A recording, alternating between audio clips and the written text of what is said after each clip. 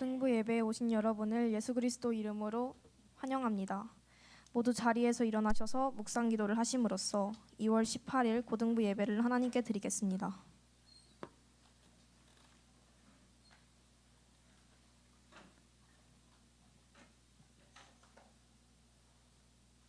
하나님은 영이시니 예배하는 자가 영과 진리로 예배할지니라.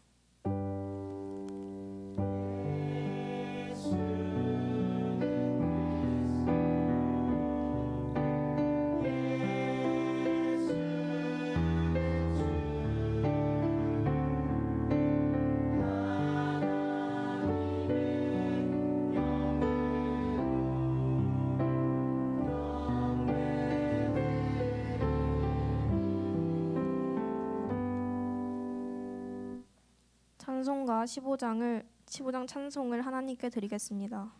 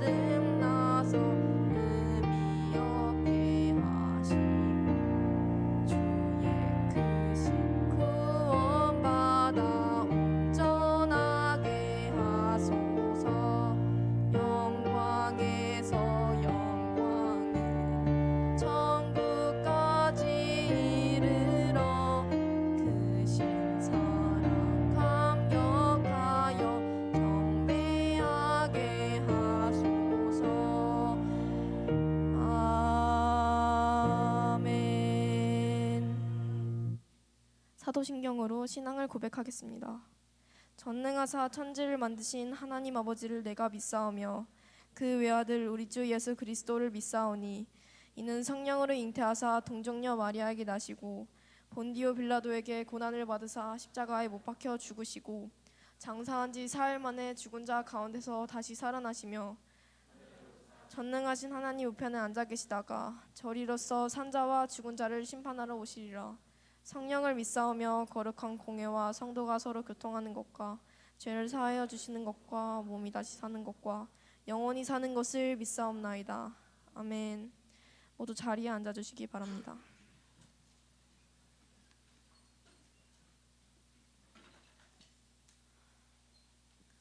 찬송가 266장을 찬양하겠습니다.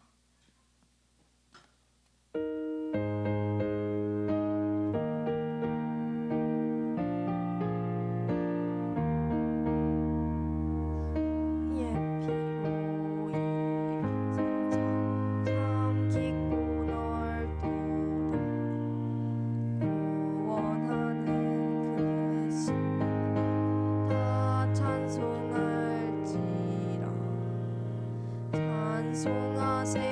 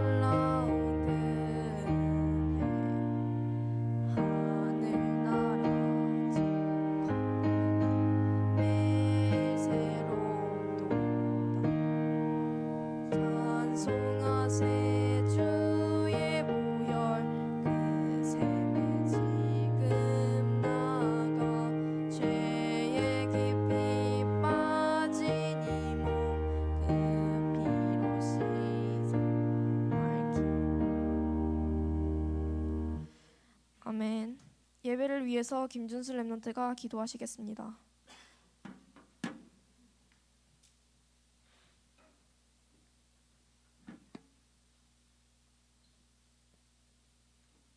기도하겠습니다. 하나님 아버지 감사합니다. 오늘 이 자리에 모여 예배 드릴 수 있게 해주심에 감사드립니다. 우리가 예배할 때 이곳에 임하는 하나님의 나라를 체험할 수 있게 해주세요. 우리가 현장에 나가서 일상을 살아갈 때 우리의 삶이 예배가 되게 해주시고 그 구원의 감격을 알게 해주세요. 하루하루에서 하나님의 은혜를 발견할 눈을 뜨게 해주세요. 말씀을 전하시는 이날 목사님이 오직 진리의 복음만 전하도록 성령께서 역사해 주세요. 예배를 드리는 모두가 하나님의 뜻을 발견할 수 있게 해주세요. 살아계신 예수 그리스도 이름으로 기도합니다.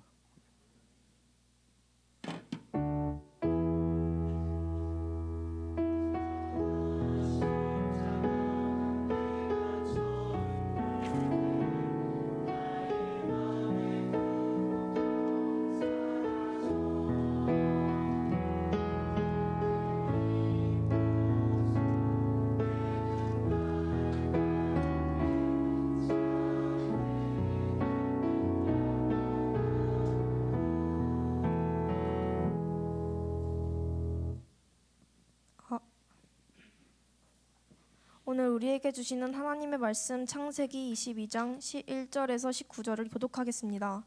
마지막 절은 함께 읽겠습니다.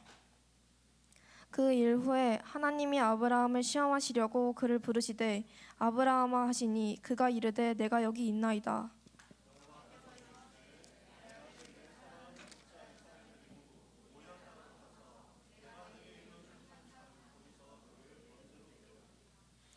아브라함이 아침에 일찍이 일어나 나귀의 안장을 지우고 두 종과 그 아들 이삭을 데리고 번제에 쓸 나무에 쪼개어 가지고 떠나 하나님이 자기의 일러 주신 곳으로 가더니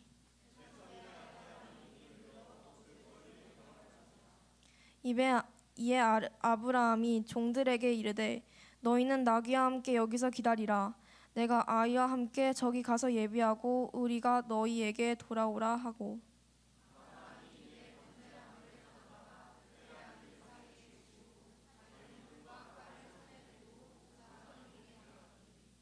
이삭이 그 아버지 아브라함에게 말하여 이르되 내 아버지여 하니 그가 이르되 내 아들아 여기 있노라. 이삭이 이르되 불과 나무는 있거니와 번제할 어린 양은 어디 있나이까.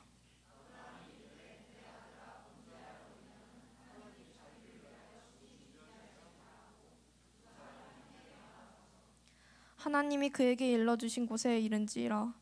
이에 아브라함이 그곳에 제단을 쌓고 나무를 버려놓고 그의 아들 이삭을 결박하여 제단 나무 위에 놓고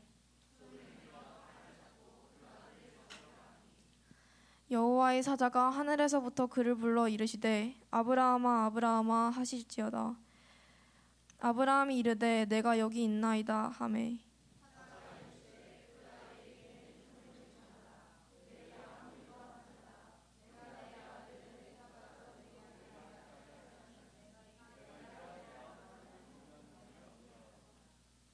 아브라함이 눈을 들어 살펴본즉 한 순양이 뒤에 있는데 뿔이 수풀에 걸려 있는지라.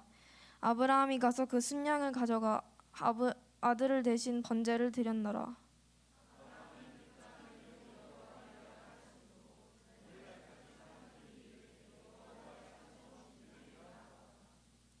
여호와의 사자가 하늘에서부터 두 번째 아브라함을 불러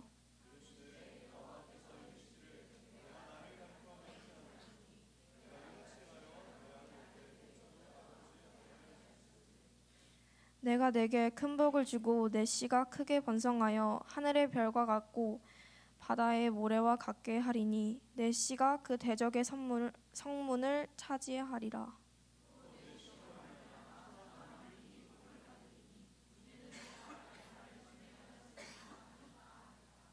같이 그 종들에게 돌아가서 함께 떠나 브엘세바에게 이르러 거기 거주하더라. 아멘. 찬양대가 찬양으로 하나님께 영광을 돌리겠습니다.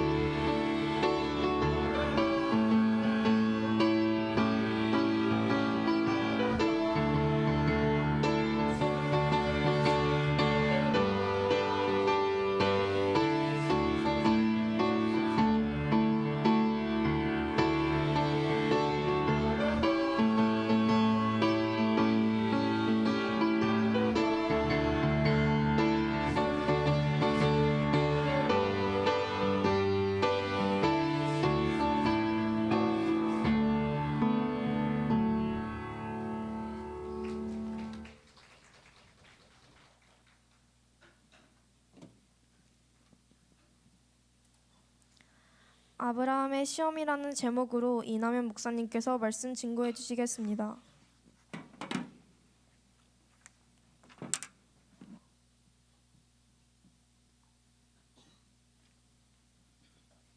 우리 좀 더 크게 하나님께 영광의 박수를 올려드립시다.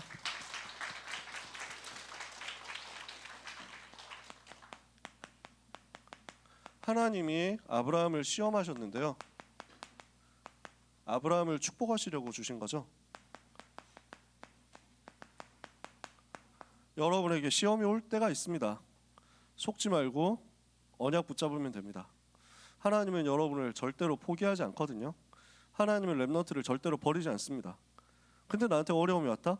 하나님이 나를 축복하시려고 지금 시험하시는 거예요. 하나님이 절대 나를 떠나지 않고 나는 절대로 망할 수 없는 존재인데 나한테 지금 약간 어려움이 온다? 나한테 이해할 수 없는 문제가 오고 사건이 오고 위기가 온다?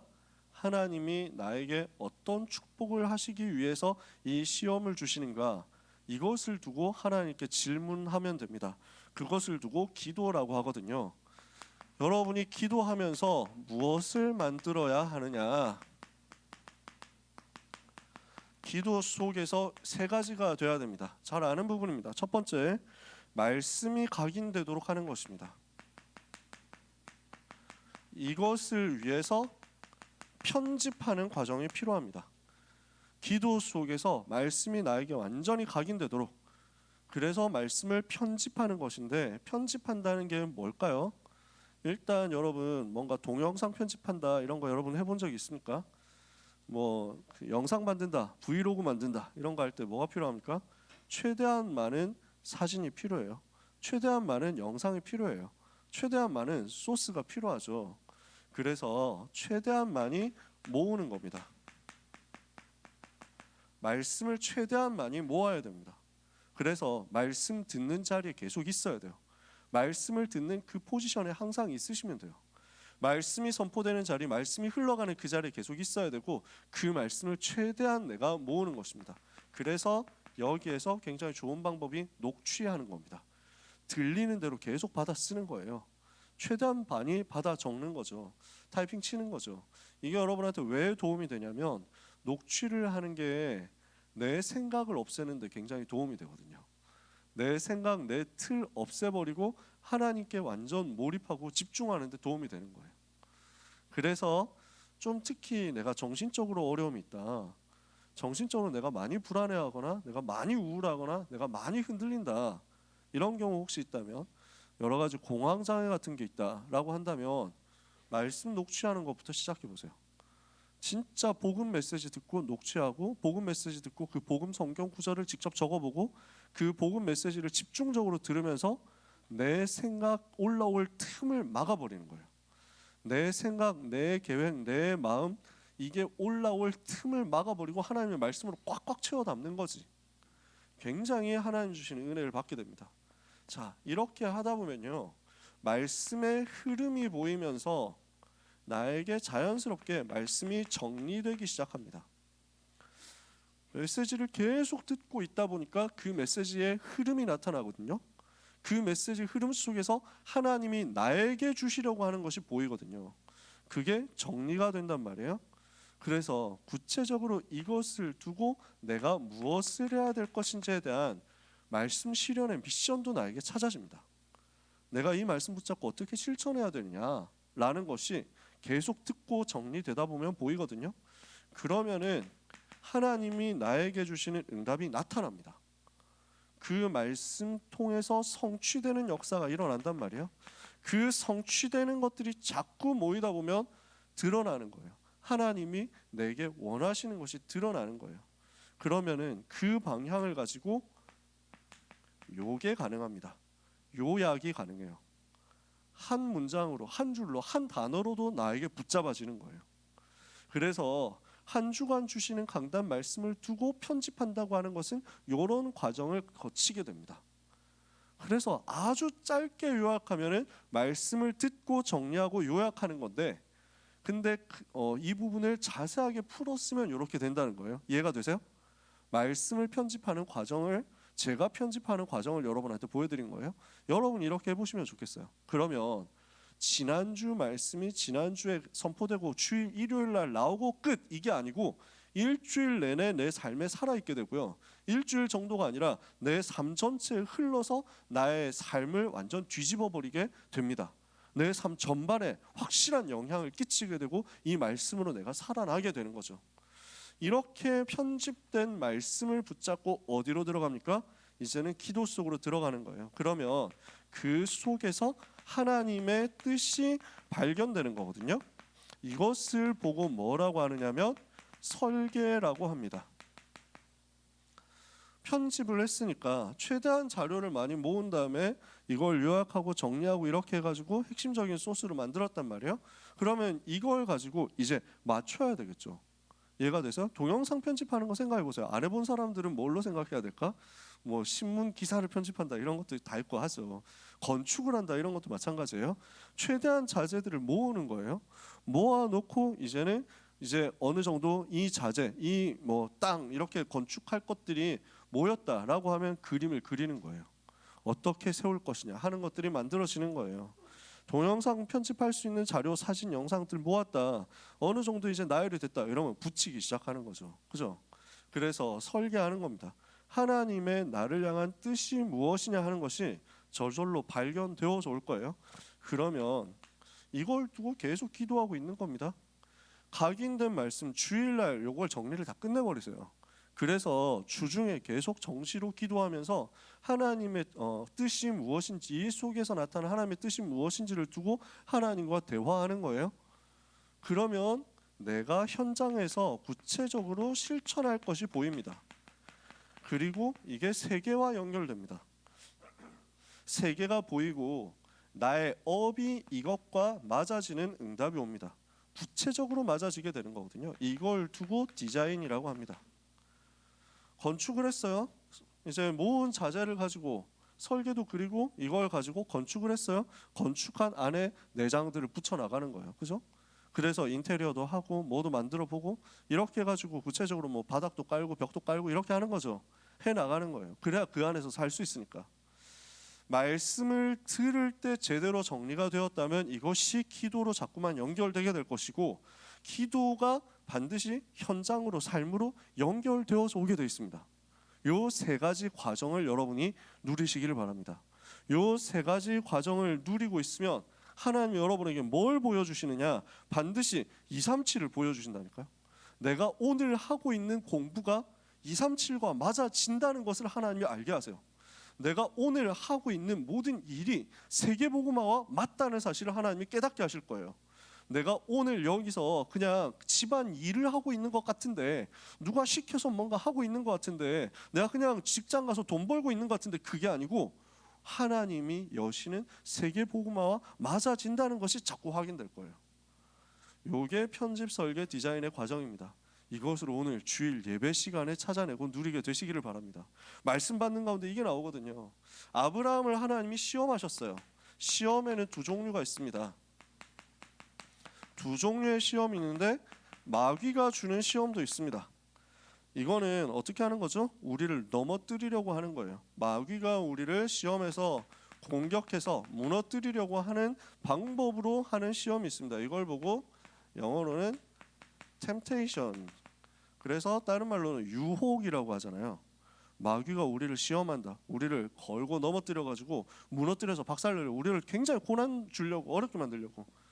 요거는 무너뜨려야 됩니다. 그래서 예수님이 기도를 가르치실 때 시험에 들게 하지 마옵시고 이랬잖아요. 그죠? 주 기도문 속에 들어있잖아요.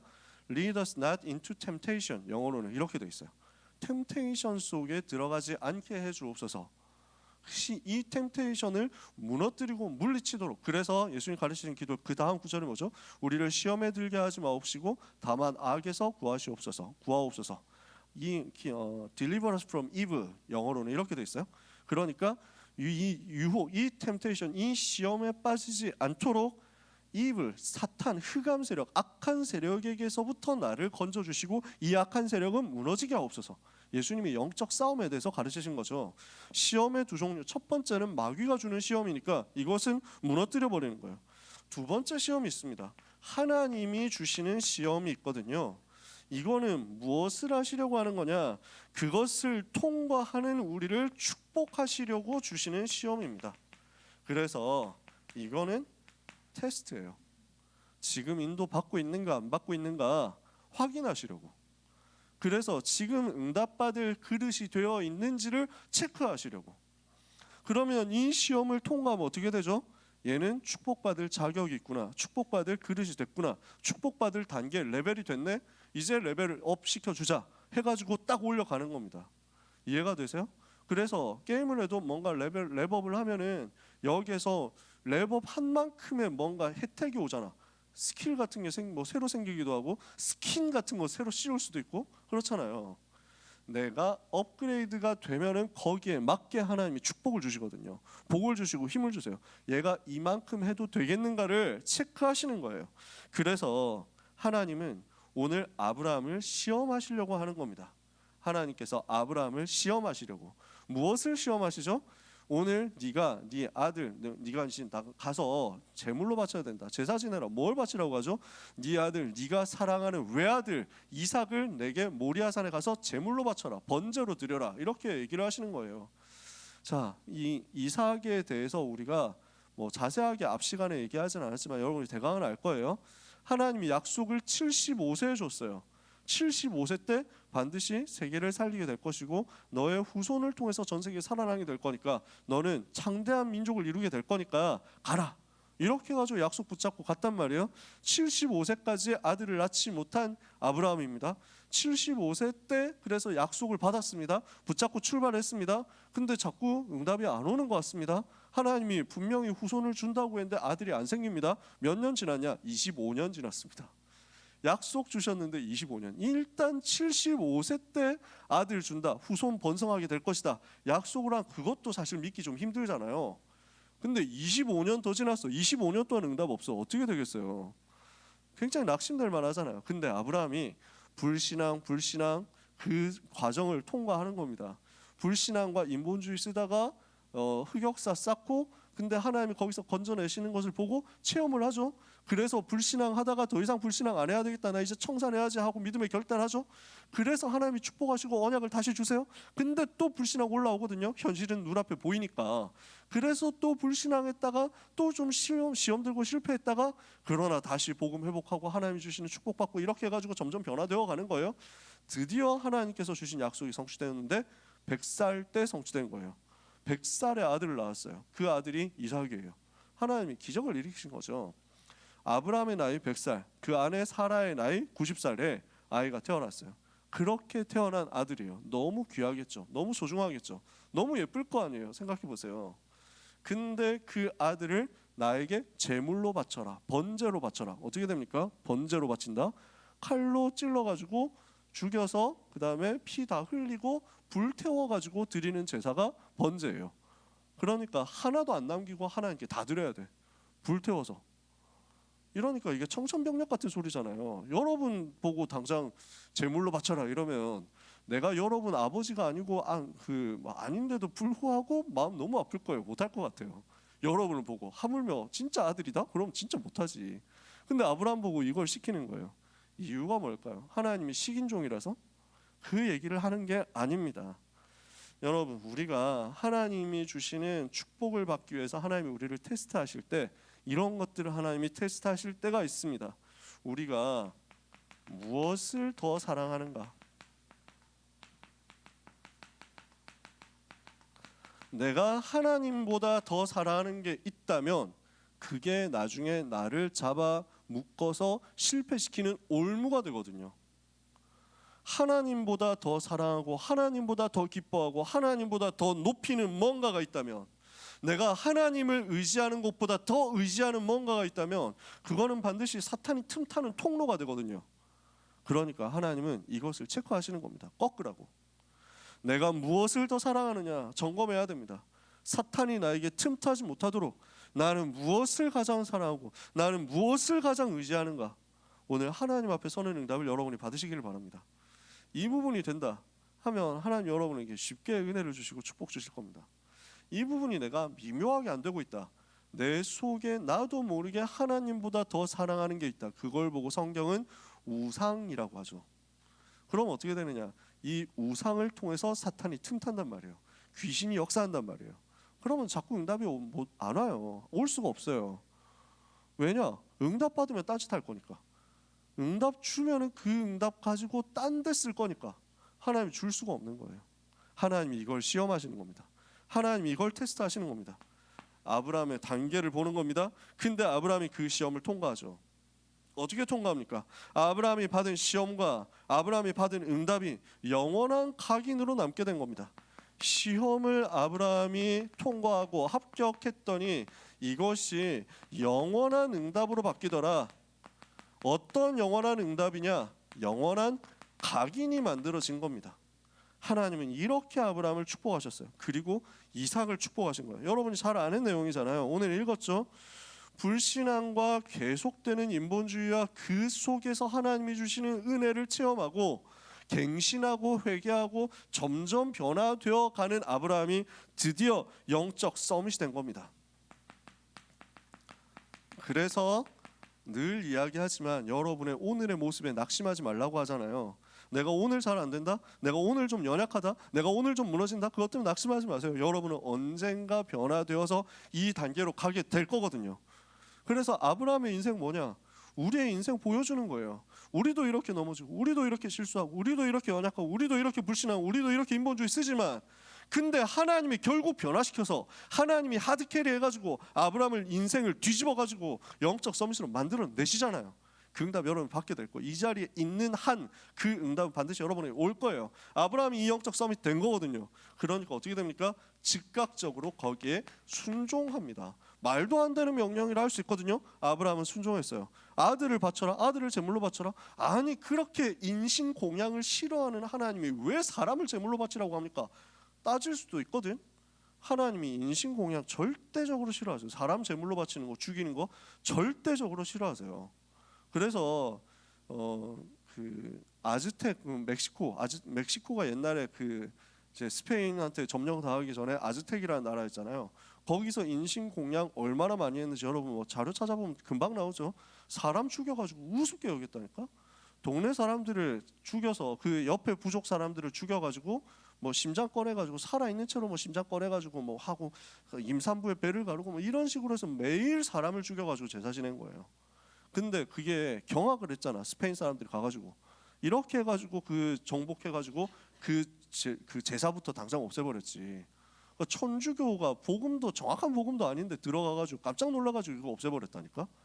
근데 사실은 그게 복음이 들어가고 기독교가 들어가면서 전 세계에서 없어졌지 전 세계에서 계속 일어나고 있었어요. 그러니까 구약 시대만 해도 우상 숭배 이것 때문에 주변 동네 주변 나라들 사람 갖다서 사람을 죽여가지고 제물로 바치는 제사 얼마나 많이 지냈는지 몰라요. 로마 시대 때도 인신공양 사람 죽여서 제사 지내는 거 많이 했어요. 기독교 들어가면서 기독교가 로마의 국교 되면서 그걸 뒤집어 버렸다니까. 왜냐? 성경에 하지 말라 했다. 하나님이 절대로 하지 말라고 했다. 이렇게 해가지고 지독하게 금지를 시켰거든. 그 전까지 사람 그렇게 죽였다고. 하나님은 절대 하지 말라고 했습니다. 하나님의 형상을 가지고 그렇게. 그런데 지금 하나님이 여기서는 사람 바쳐서 제물로 바쳐가지고 제사 지내라고 하니까 하나님한테 따질 수 있거든요. 아브라함이 앞뒤가 안 맞지 않습니까? 전 사람 제물로 바치지 말라고 하더니 왜 여기서 이럽니까? 또 얘기할 수 있습니다. 이 이삭을 통해서 언약이 전달되게 될 것이라고 했는데 이삭 죽이면 누가 합니까? 하나님 이렇게 말을 바꿀 수 있습니까? 이럴 수 있어요. 아브라함이 말 대답을 하지 않았어요. 이유를 대지 않았어요. 변명도 하지 않았어요. 즉각적으로 순종했어요. 왜 순종할 수 있었습니까? 하나님의 약속을 전적으로 믿었기 때문입니다. 전적으로 신뢰하는 단계까지 갔기 때문입니다. 분명히 하나님은 이 이삭을 통해서 세계를 살리게 할 것이라고 약속했다. 이 아들을 통해서 그리스도 올 것을 약속했다. 그런데 지금 하나님께서 이삭을 바치라고 하신다. 그렇다면 내가 할 일은 하나님의 약속을 믿고 이삭을 드리는 것이다. 그러면 하나님께서 죽은 자 가운데서라도 이삭을 다시 살려서 나에게 보내실 것이다. 신약 성경에 보면 이 사실을 가지고 얘기하거든요. 그를 죽은 자 가운데서 다시 살리실 것까지 믿고 하나님께 바치려고 한 것이다. 전적으로 믿어버렸어요. 그래서 가는 길에 또 또 이삭이 물어보잖아요. 아니 불도 있고 나무도 있고 다 있는데 제사 드릴 제물은 어디 있습니까? 이런단 말이에요. 얼마나 마음이 찢어지는 얘기입니까? 하필 제일 지금 연약한 부분을 건드리거든. 근데 아브라함이 더 대답을 뭐라고 하죠? 제사할 양은 하나님께서 직접 준비하실 것이다. 그 믿음대로 성취된 거예요. 그래서 이삭을 바치려고 결박해서 찌르려고 하는데 칼을 찔러가지고 제물로 잡으려고 하는 그때 어떻게 합니까? 주의 천사가 나타나죠. 다급하게 두 번을 부릅니다. 아브라함아, 아브라함아, 스탑, 그만둬라, 하지마. 네가 네 아들 독자 이삭도 아끼지 않고 나를 이렇게 사랑하는 줄을 알았다. 네가 나를 이만큼 사랑하는 줄을 확인했다. 테스트를 통과한 거죠. 그리고 나서 중요한 게 나옵니다. 눈을 들어서 보니까 옆에 덤불에 순양이 하나가 걸려 있는 거예요. 무슨 사건입니까? 아브라함과 이삭에게 무엇을 체험하도록 만든 겁니까? 이삭 대신 순양, 이 사건이 체험되도록 만든 겁니다. 무슨 말이에요? 이삭의 입장에서 생각해 볼게요. 죄 있습니까 없습니까? 잘못했어요 안 했어요? 아무 잘못 안 했어. 그냥 아빠 말 잘 듣고 따라왔는데 갑자기 묶어가지고 죽인다는 거야. 지금 그 상황이거든. 아무 잘못 안 했는데 아무 잘못 안 했는데 아무 죄 안 지었는데 지금 죽어야 된단 말이죠. 갑자기 그렇게 된 것 같죠? 아니에요. 사실은 모든 사람은 아무 잘못 안 한 것 같아도 태어날 때부터 죄인이에요. 그걸 보고 원죄라고 하잖아요. 죽어야 돼요. 우리도 원래 죽어야 돼요. 우리가 원래 그 형벌 당해야 돼요. 우리에게 와야 마땅한 거예요. 인간은 태어날 때부터 마귀 자녀로 태어나서 죄 가운데 살아가면서 결국 지옥 배경 속에 살다 지옥 가야 되는 인생입니다. 근본 문제 이거 아무도 막을 길이 없습니다. 그러니까 당연히 운명 속에서 멸망당해야 되는 겁니다. 그게 당연한 건데 당연히 죽어야 되는 우리를 대신해서 그리스도께서 희생 제물이 되신 것을 이삭에게 아브라함에게 보여준 겁니다. 아무 죄 안 지은 것 같은데 그게 아니고 죄인이고 죽어야 당연한 것인데 내가 죽어야 되는 그 자리에 나를 대신해서 예수 그리스도께서 죽으실 거구나라는 것을 몸으로 확인시키는 사건이었어요. 나를 대신해서 죽으실 그리스도, 대속의 제물, 희생의 제물, 나를 대신해서 피 흘리실 제물 되신 그리스도 바라보도록 만든 거예요. 그냥 바라보는 게 아니라 실제 내 목숨을 살리는 체험과 함께 바라보도록 만든 거예요. 어떻게 되겠습니까? 잊어버릴 수 있겠어요? 그리스도를 그냥 믿은 게 아니라 오실 메시아를 그냥 믿은 게 아니라 완전히 체험해 버렸다니까. 내 목숨을 걸고. 이 응답을 여러분이 받으시기를 바랍니다. 꼭 죽었다가 다시 살아내 죽을 뻔했다 다시 살아내 그 말 아닙니다. 오늘 언약 붙잡고 그리스도 그 보혈의 공로를 깨닫고 누리도록 하나님 나에게 은혜를 달라고 기도할 때 하나님 여러분에게 그 응답 주십니다. 어쩌다가 내가 하나님의 은혜로 이 복음 받게 되었는가? 어쩌다가 내가 구원받고 하나님 자녀 됐는가? 예수 그리스도께서 나를 대신해서 십자가에서 피 흘려 죽으신 것이 너무 감사하다. 이것이 여러분에게 깨달아지고 믿어지고 누려질 만큼 하나님이 주시는 은혜를 강하게 받는 여러분 되시기를 예수 그리스도 이름으로 축복합니다. 이게 지금 아브라함과 이삭에게 온 거예요. 이러고 나니까 아브라함과 이삭이 또 뭐가 체험되게 되죠? 복음 가진 하나님의 자녀에게 모든 것이 예비되어 있구나, 이것을 체험하게 된 겁니다. 하나님은 가장 좋은 것을 항상 예비해 놓으셨습니다. 구원받은 하나님의 자녀에게 모든 것을 준비해 놓으셨습니다. 그것을 보고 아브라함이 뭐라고 고백하죠? 여호와 이레. 하나님이 준비하셨구나. 준비하시는 하나님이시구나. 여호와의 준비, 여호와 이레. 그래서 이 산에서 여호와의 산에서 준비되리라. 사람들이 그렇게 얘기하게 됐다고 그랬잖아요. 하나님이 렘넌트의 모든 것 준비하셨습니다. 그리스도 체험한 렘넌트에게 하나님 모든 것 예비하셨습니다. 이것을 여러분 가는 곳마다 평생에 확인하게 될 겁니다. 여러분의 만남, 여러분이 가야 될 대학, 여러분이 취업해야 될 그 현장, 하나님 다 준비해 놓고 여러분을 이 자리에 불렀어요. 여러분은 세계 복음화 할 사람이거든요. 237 살릴 세계 복음화 할 사람이기 때문에 이 일을 위해서 필요한 모든 것을 예비해 놓으셨다. 누가 그 예비된 것을 받을 자격이 있느냐? 그리스도 체험한 사람. 여러분 오늘 그 그리스도 체험 속으로 들어가게 되시기를 축복합니다. 세 번째입니다. 이렇게 이 복음을 체험하고 답을 내고 난 아브라함과 이삭에게 하나님께서 어떤 약속을 주십니까? 영원한 참된 응답을 약속의 말씀으로 허락하시는 것입니다. 자, 하나님이 무엇을 말씀하시죠? 22장에 보니까 17절부터 쭉 나오는 게요. 너의 씨가 크게 번성하여 하늘의 별과 같이 되고 바다의 모래같이 될 것이다. 그 씨가, 그 후손이 크게 번성해서 하늘의 별처럼 많아지고 바다의 모래처럼 많아지게 될 것이다. 이것은 무엇을 말합니까?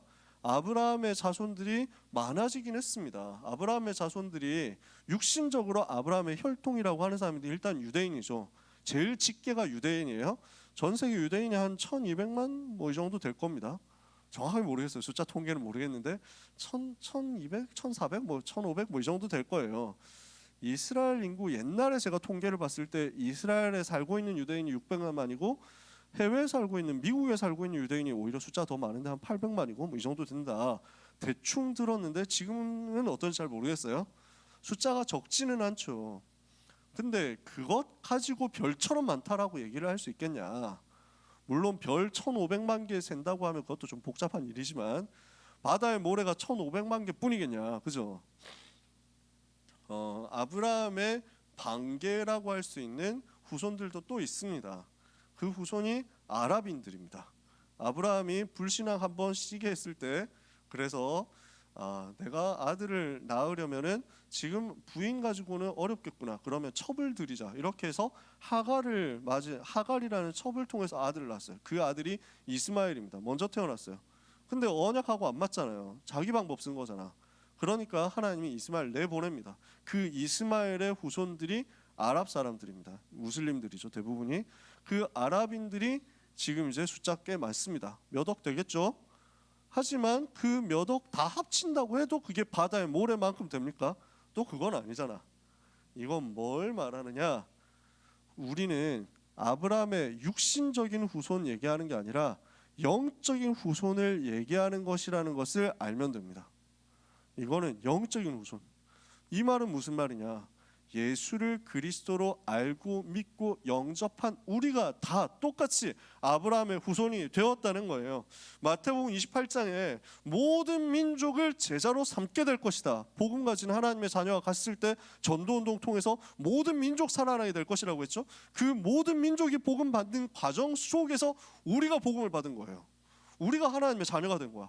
우리가 하나님의 자녀가 되었다는 그 말은 아브라함의 영적인 후손이 되었고 아브라함의 자손이 되었고 약속대로 아브라함의 유업을 이을 자가 되었다는 것입니다.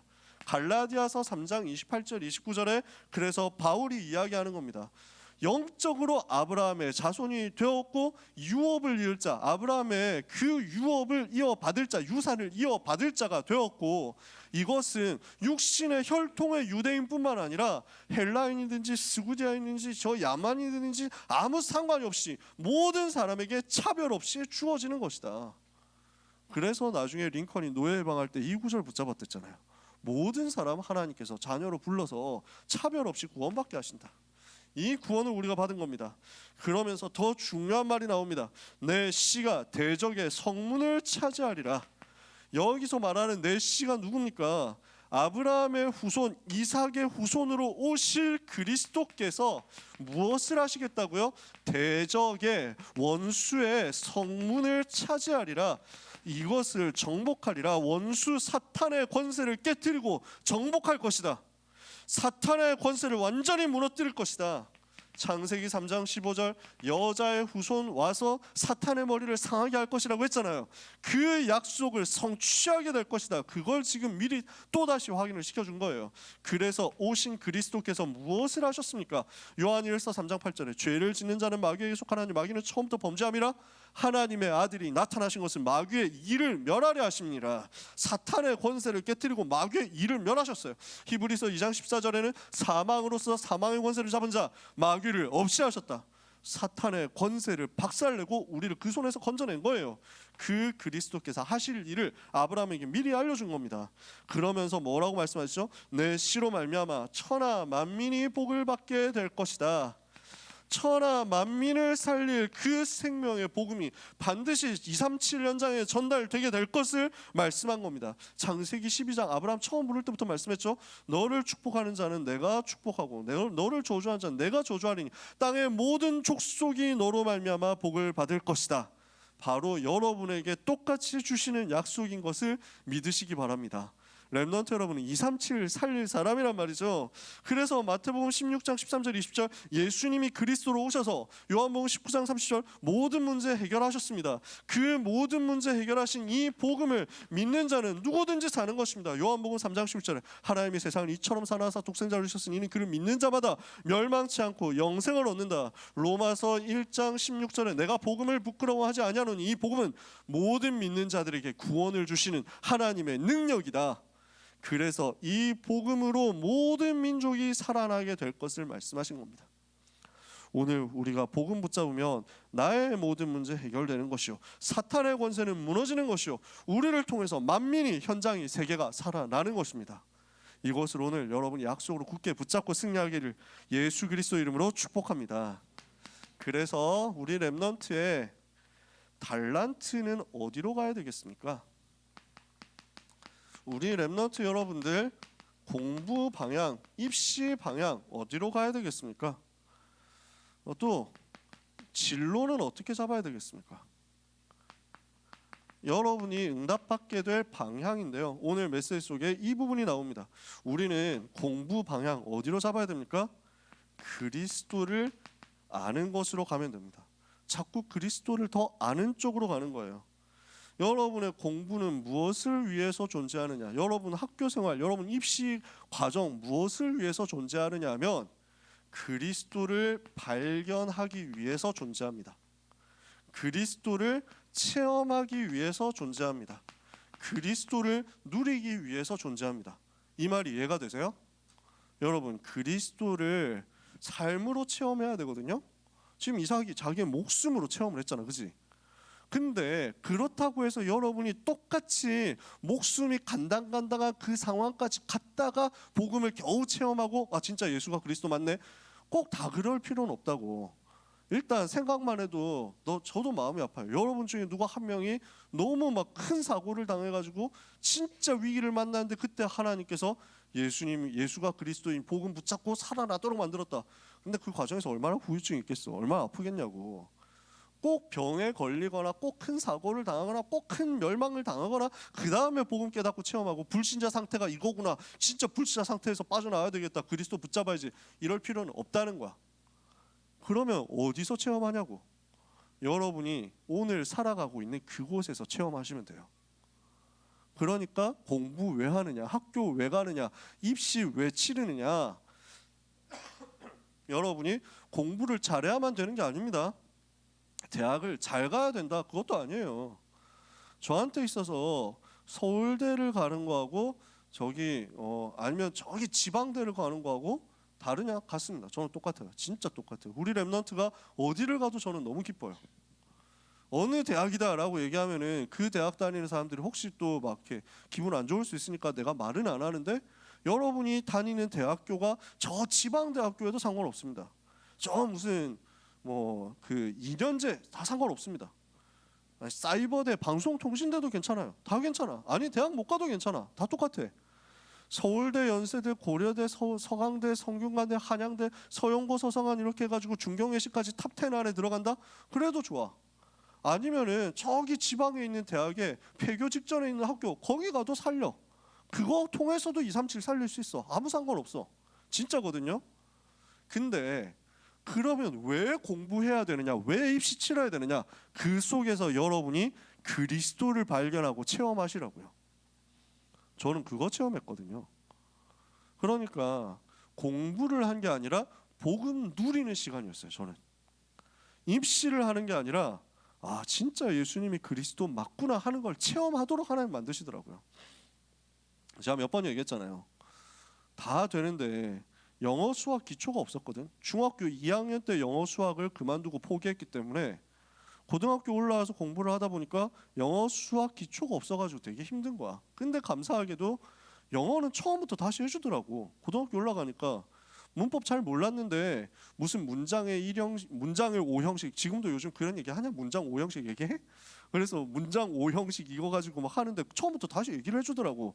단어만 좀 어려울 뿐이지 따라갈 수 있겠더라고. 문제는 수학이야. 수학이 진짜 어려운 거야. 그러니까 오히려 끝까지 붙었다니까. 수학을 포기할 수도 있고, 전략적으로 요즘 같은 경우는 전략적으로 수학을 안 할 수도 있잖아요. 그죠? 그게 문제는 없는데, 근데 우리 때는 수학을 포기한다 이렇게 하면 입시 자체를 좋은 데 가는 걸 다 포기해야 되는 거였어. 그러니까 문과여도 수학을 그만둘 수가 없었거든. 완전 집중한 거야. 내가 공부 시간의 90%를 쏟아가지고 수학에 집중한 거야. 그러면서 완전 기도했다고. 모든 문제 해결자이신 그리스도, 예수님이 모든 문제 해결하신 그리스도를 믿습니다. 수학 문제도 그리스도는 모든 문제 해결자 되심을 체험케 하옵소서. 집중했다니까. 완전 집중했어. 하나님이 응답하시는데 성적이 찔끔찔끔 오르는 거야. 근데 그거 가지고는 택도 없거든. 그때 당시 수능에서 수학 점수가 80점이 만점이었는데 내 점수는 40점이었어. 40에서 43점 이 정도 오르더라고. 47점까지 찍어봤어. 근데 그 수준이야. 그때 당시 라이벌들, 경쟁자들, 서울대권을 노리고 있는 친구들 성적은 수학 점수 60에서 70점이었어. 문제가 그때 되게 어려울 때였거든. 그러니까 80점 만점에 40점이 나오고 60점, 70점인 애들하고 벌써 20, 30점 갭이 있는 거야. 따라잡으려면 힘든 거야. 근데 하나님이 뒤집어 버리더라니까. 예수가 그리스도 모든 문제 해결자라는 것을 체험하도록 과정을 주시는데, 수학 속에서 자꾸 내가 하나님이 나와 함께 하시는 것을 누리게 해달라고 기도하고 수학 속에서 예수가 그리스도 되심을 체험하게 해달라고 기도하니까 하나님은 수능을 바꿔버리더라고. 너무 불수능이니까 사교육이 창궐하지 않느냐. 공교육을 강화하기 위해서 모든 시험을 최고로 쉽게 만들어라. 이렇게 해가지고 역대 최고 물수능 시대가 펼쳐진 거예요. 전에도 없었고 아마 앞으로도 그 정도 물수능 시대는 다시 나오지 않을 거예요.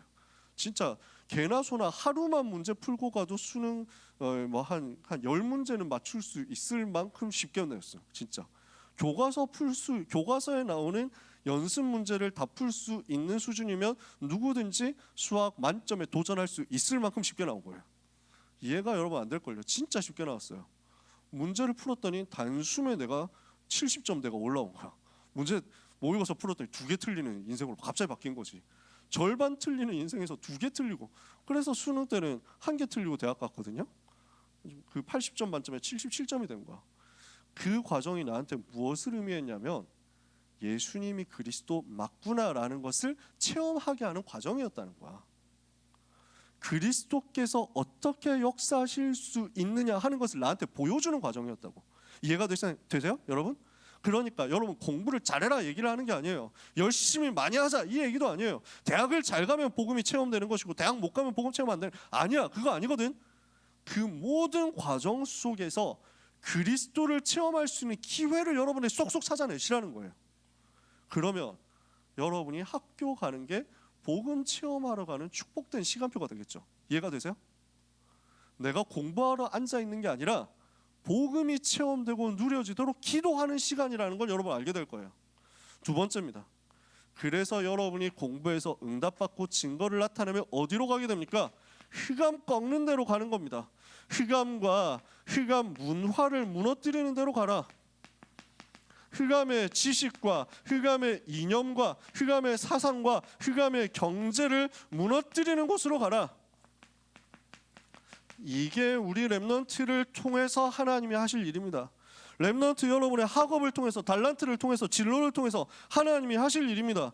뭐라고 했어요? 아브라함 보고 너의 씨로 말미암아 원수의 성문을 차지하게 만들 것이다. 대적의 문을 얻으리라. 사탄의 권세를 발 아래 무릎 꿇도록 만들 것이다. 여러분의 학업이 이거란 말이에요. 렘넌트의 학업, 렘넌트의 진로, 렘넌트의 한 주간 무엇을 체험해야 되느냐? 그리스도 체험하는 데로 가세요. 렘넌트의 학업과 진로, 달란트, 방향 모든 것 어디로 가야 되느냐? 대적의 문을 얻는 쪽으로 가세요. 세 번째, 그리고 어디로 가게 될 겁니까? 여러분은 다민족 살리고 TCK 살릴 겁니다. 그래서 이 다민족 TCK를 비롯한 237 나라와 5천 종족 현장 살리는 쪽으로 가는 겁니다. 이 일을 위해서 필요한 게 뭐죠? 237을 살리는 이방인의 뜰, 렘넌트를 살리는 아이들의 뜰, 병든 자를 살리는 기도와 치유의 뜰. 그래서 세 뜰, 237 치유 서밋의 약속을 성취하는 거죠. 다민족 살리고 237 나라 5천 개 미전도 종족을 살리러 들어가라. 이것을 위해서 하는 것이 렘넌트의 학업입니다. 렘넌트를 통해서 뭘 하겠다고요? 하나님이 천하 만민이 복을 받게 만들겠다. 아시겠어요? 학업의 세 가지 방향이 이번 주에 이 메시지 속에 들어있는 겁니다. 우리 렘넌트들을 통해서 하나님이 일을 하실 것입니다. 그래서 렘넌트의 오늘은 전부 세계복음화와 연결되어 있습니다. 지금 여러분이 어느 정도 이해되고 어느 정도 믿어질지 모릅니다. 여러분 응답받은 선생님들한테 물어보세요. 진짜예요. 렘넌트가 오늘 하고 있는 공부가, 렘넌트가 오늘 준비하고 있는 이것이, 렘넌트가 오늘 인강 듣는다고 앉아있는 이것이 전부 237과 연결된다. 잘해란 말은 아니라니까. 진짜 괜찮아, 못해도 괜찮아, 잘 안돼도 괜찮아, 바닥 깔아줘도 괜찮아, 여러분의 등급이 76, 8, 9, 9 뭐 이렇게 해도 괜찮아. 하나님이 함께 하시는 그 답이 있으면 여러분이 가지고 있는 그것을 가지고 이 세 가지 역사 일어나도록 만드실 거거든. 그래서 이것을 위한 237 치유 서밋을 위한 세 가지 뜰이 나의 오늘의 학업 속에 세워지고 나의 미래의 경제 속에 세워지도록 기도하세요. 나의 오늘의 학업 속에 새 뜰이 만들어지게 하옵소서. 나의 미래 경제 속에서 새 뜰에 응답받을 교회가 세워지고 전 세계 전도자 선교사 살아나는 응답이 임하게 하옵소서. 이것을 담고 기도할 때 하나님은 아브라함에게 이삭에게 주셨던 응답과 증거를 쏟아부어 주실 것입니다. 말씀 마칩니다. 여러분 어떤 사람이냐? 237 살릴 사람입니다. 여러분 어떤 사람이냐? 복의 근원입니다. 여러분을 통해서 무슨 일이 벌어질 것이냐? 원수 대적 사탄의 권세에 무너지고 사탄이 만들어 온 모든 망대가 무너지는 역사가 일어나게 될 것입니다. 이 일을 위해서 부름받은 귀한 모든 렘넌트 여러분, 가는 곳에 하나님이 살아계신 증거가 나타나는 한 주가 될 줄 확신합니다. 옆에 있는 사람을 향해서 축복합시다. 당신은 복의 근원입니다. 다시 한 번 더 축복합시다. 당신을 통해서 천하 만민이 살아나게 될 것입니다. 그 축복대로 성취될 줄 믿습니다. 기도합시다. 하나님께 감사드립니다. 우리 렘넌트들이 237 치유 서밋의 지도자 되게 하옵소서. 세계를 살릴 응답의 증인이 되게 하옵소서. 원수의 성문 대적의 문을 정복하고 차지하는 역사가 있게 하여 주시옵소서. 그래서 이 모든 것을 위하여 가장 먼저 렘넌트가 삶 속에서 그리스도 체험하고 그 보혈의 공로로 말미암아 감사 회복하는 한 주간 되게 하옵소서. 예수 그리스도 이름으로 기도합니다. 아멘.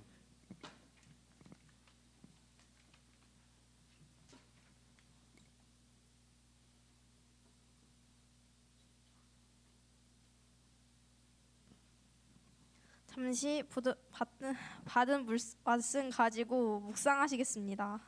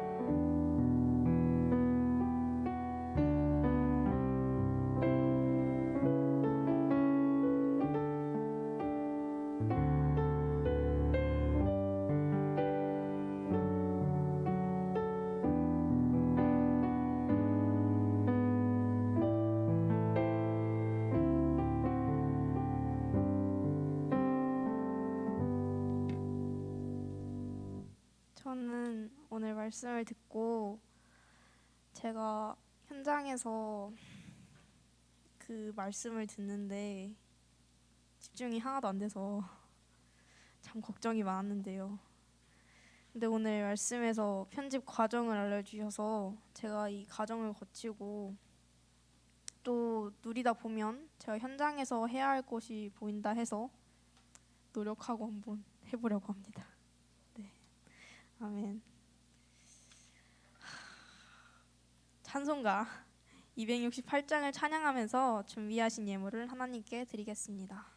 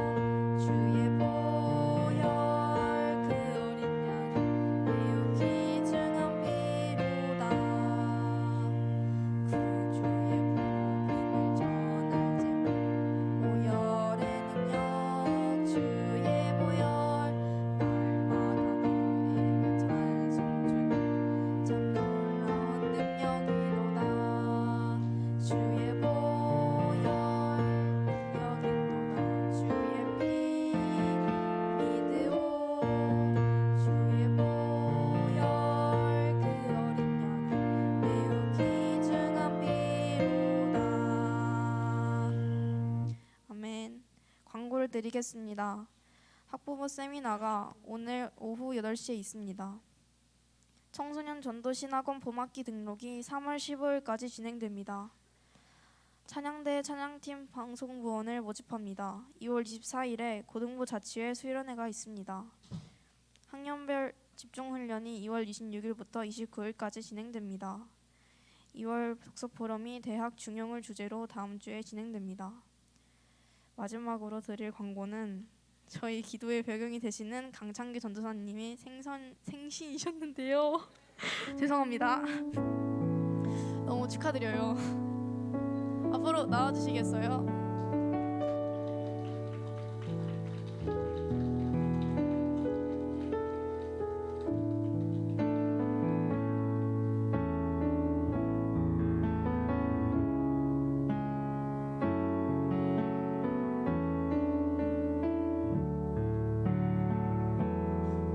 다 같이 찬양 드리겠습니다.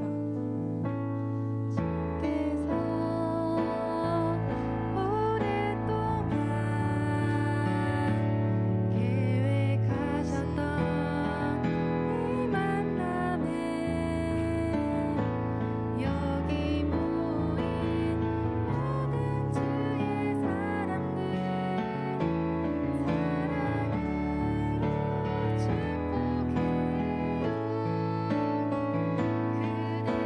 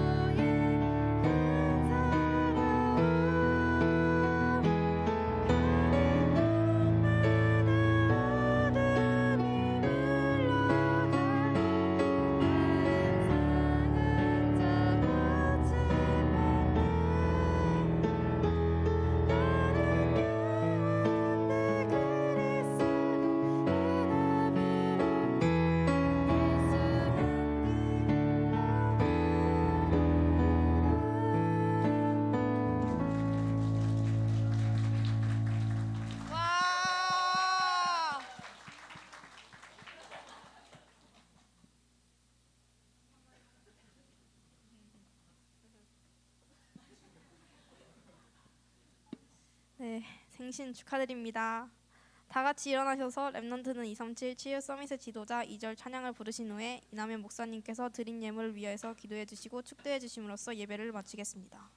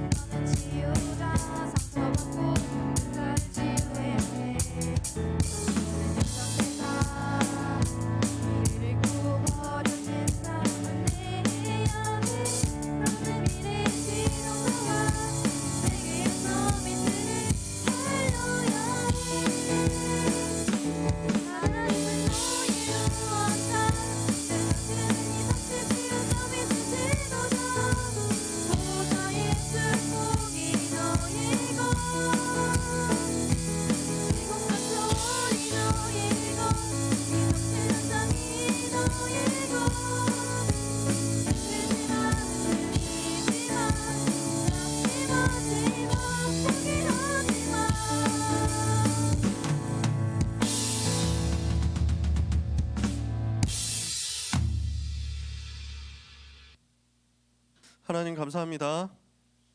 우리의 인생을 하나님께서 복의 근원의 인생으로, 만민을 살리는 인생으로 이미 확인하시고 확정하시고 이 축복의 주인으로서 우리에게 그 복을 내려주시며 그 부르심 가운데 행복한 여정을 가게 하시니 감사합니다. 그 모든 감사한 마음을 우리의 중심 담고 예물로 하나님께 드리오니 이 예물은 현장과 미래를 살리는 증거의 예물이 되게 하옵시며 흑암 경제를 무너뜨리는 응답의 예물이 되게 하여 주옵소서. 예물 드린 모든 랩넌트들, 또 미처 준비하지 못했지만 중심을 똑같이 담아 하나님께 마음을 드리는 랩넌트들, 인생 전부를 하나님이 받으시고 빛의 경제의 증거를 가지고 세계를 치유하는 역사가 있게 하여 주옵소서. 랩넌트의 헌신과 랩넌트의 결단과 랩넌트의 중심 때문에 237 살릴 수 있는 전도자와 모든 선교사님들과 그 현장이 살아나게 하여 주시옵소서. 예수 그리스도의 은혜와 하나님의 사랑과 성령님의 역사하심이 선한 만민을 살릴 복의 근원으로서 흑암의 세력을 무너뜨리고 참된 복음의 빛을 현장에 전달할 모든 살아가는 고등부 랩넌트와 전도자들 위해 지금부터 영원까지 항상 함께 있을지어다. 아멘.